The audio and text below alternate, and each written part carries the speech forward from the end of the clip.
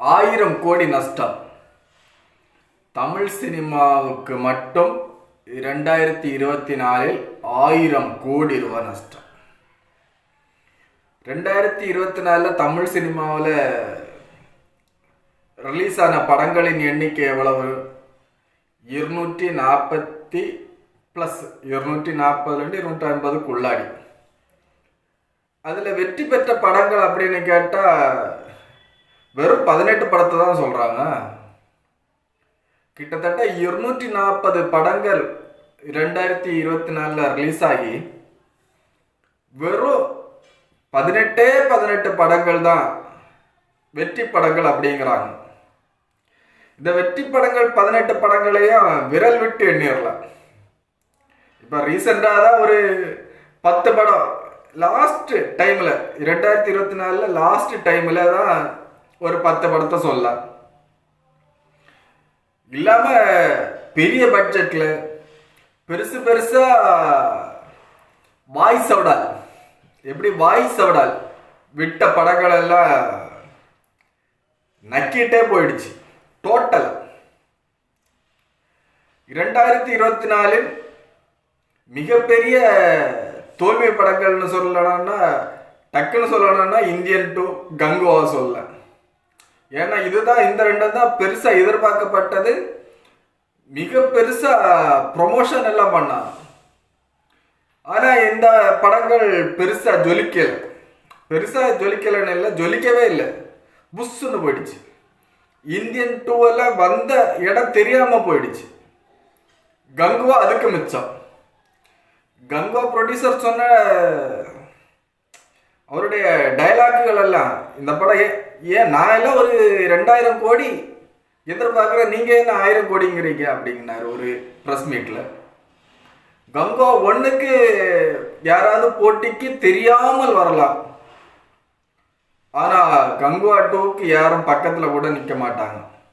ஆமா, பக்கத்துல கூட நிக்க மாட்டாங்க. ஏன்னா கங்குவா 2 எடுப்பீங்களானே தெரியாது. ஏன்னா கங்குவா 1ஓட நிலவரம் அப்படி. சரி, தோத்த படங்களை விடுங்க. வெற்றி படங்கள் விரல் விட்டு எண்ணிரலாம். லப்பர் பந்து,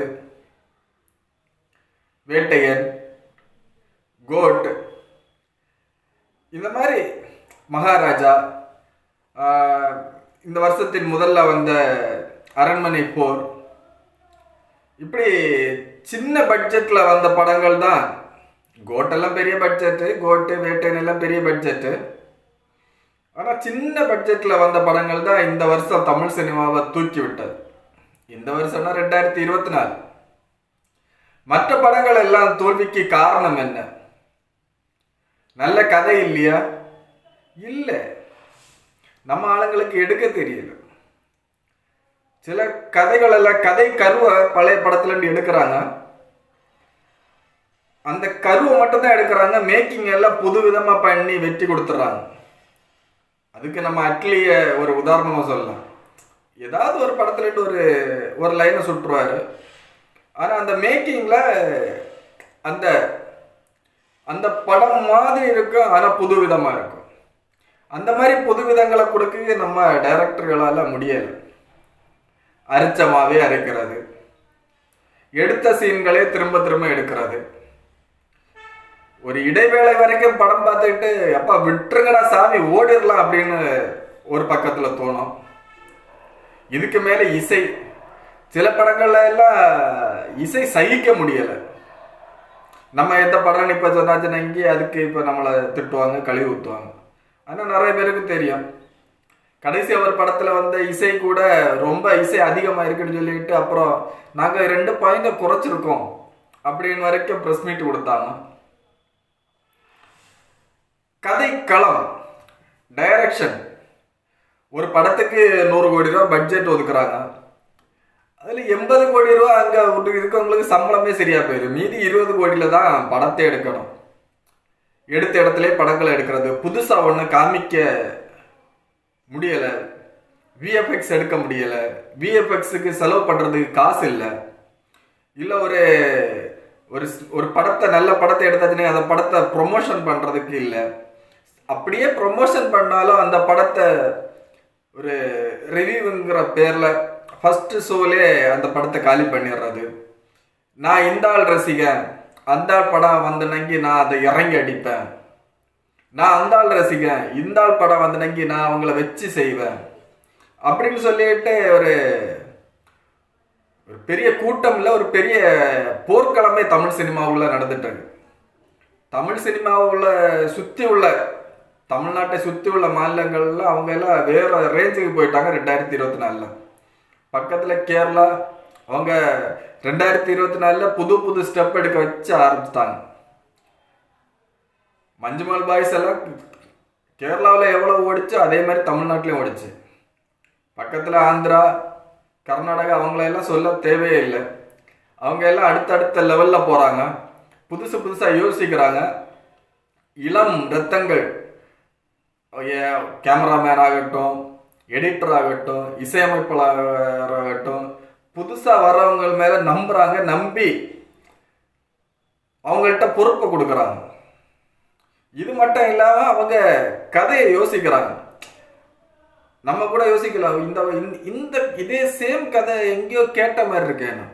ஆனால் அந்த படத்தில் அவங்க காட்டியிருக்க தொழில்நுட்பமாகட்டும், எடிட்டிங் ஆகட்டும், அந்த படத்தை படமாக்கின விதமாகட்டும், அந்த படத்தோட வேகமாகட்டும் எங்கேயோ அவங்கள கொண்டு போயிருது. ஆனால் நம்ம தமிழ் சினிமாவில் பாருங்கள், பட்ஜெட்டில் 80% 90% சம்பளமே சரியாக போயிடும். அதுக்கப்புறம் டைரக்டருக்கும் ப்ரொடியூசருக்கும் சண்டை, டைரக்டருக்கும் ஹீரோக்கும் சண்டை.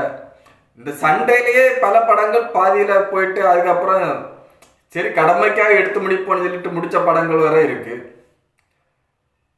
தமிழ் சினிமா 2025 ஜொலிக்குமான்னு பார்த்தா ஆரம்பமே கொஞ்சம் இடக்கு முடக்காக தான் போயிட்டுருக்கு.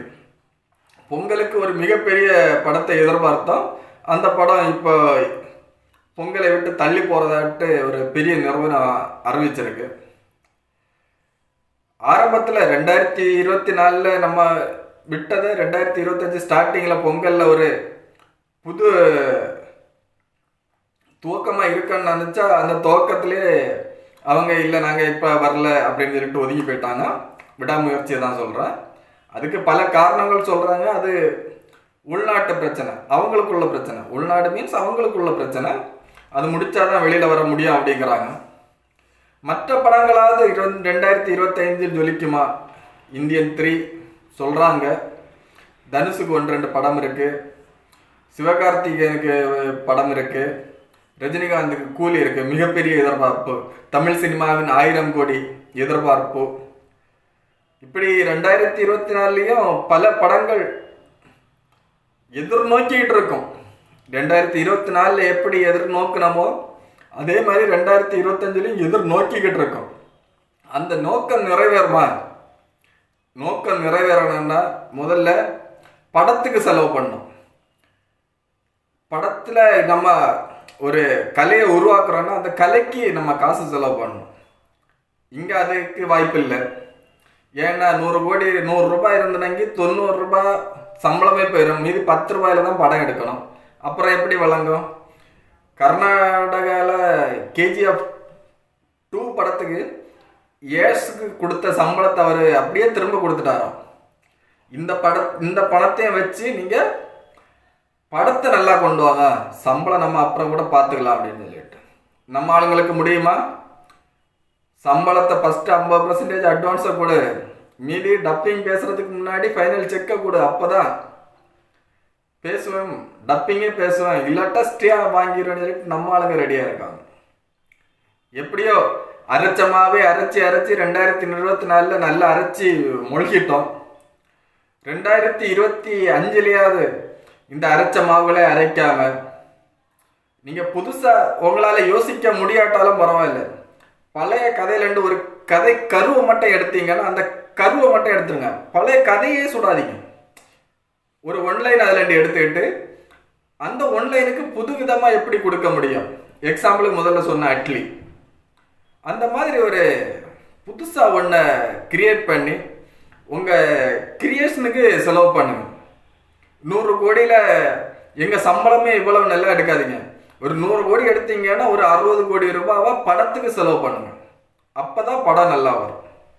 மீதி 30-40 வந்து ஆர்டிஸ்ட் சம்பளம் அது இதுக்கு எடுக்கலாம். விஎஃப்எக்ஸ் எல்லாம் ஒரு விஎஃப்எக்ஸ் படத்துக்கு டைம் கொடுங்க. நம்ம ஆர்ஜே பாலாஜி அந்த சலூன் கடை ஒரு சிங்கப்பூர் சலூன் படம் எடுத்தாங்க. அந்த படத்தோட விஎஃப்எக்ஸை பார்த்தீங்கன்னா அவ்வளோ கேவலமாக இருந்தது. அந்த பச்சை கிளியெல்லாம் பார்த்தாலே நமக்கே ஒரு அனுதாபமாக இருக்குது. என்னடா இப்படியெல்லாம் விஎஃப்எக்ஸ் எடுத்து வச்சுருக்காங்க. ஸோ விஎஃப்எக்ஸுக்கு பணம் செலவு பண்ணுங்க, படத்துக்கு பணம் செலவு பண்ணுங்க. இந்த 200 கோடி 300 கோடி சம்பளம் கேட்குற கதாநாயகர்கள் எல்லாம் ஒதுக்கி விட்டுருங்க, தேவையில்லை. நல்ல கதை இருந்தனங்கி புது ஹீரோ நடித்தா கூட அந்த படம் ஓடும். ஏன் புது ஹீரோக்கள் நடித்த அறிமுக படங்கள் எல்லாம் ஓடலையா? இது வரைக்கும் தமிழ் சினிமாவில் அப்படி ஒரு சம்பவமே நடக்கலையா? எல்லாமே நடக்குது. இதுக்கெல்லாம் என்ன பண்ணணும்?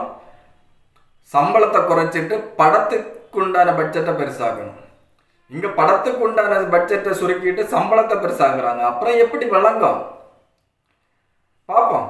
அரைச்ச மாவு அரைச்ச 2024 புதுசாக எதங்கில அரைக்கிறாங்களான்னு 2025 பார்ப்போம்.